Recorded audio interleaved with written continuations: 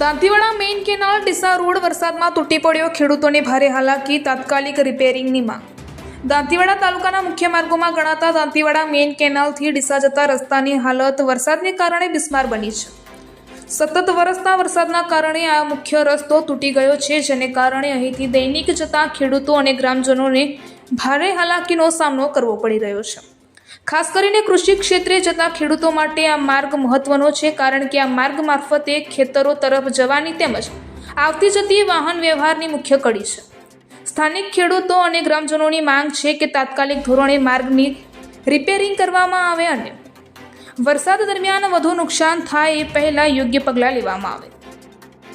સ્થાનિકોનું કહેવું છે કે હાલ ટ્રેક્ટર, બાઇક અને અન્ય વાહનો પસાર થતા અડચણ અનુભવી રહ્યા છે।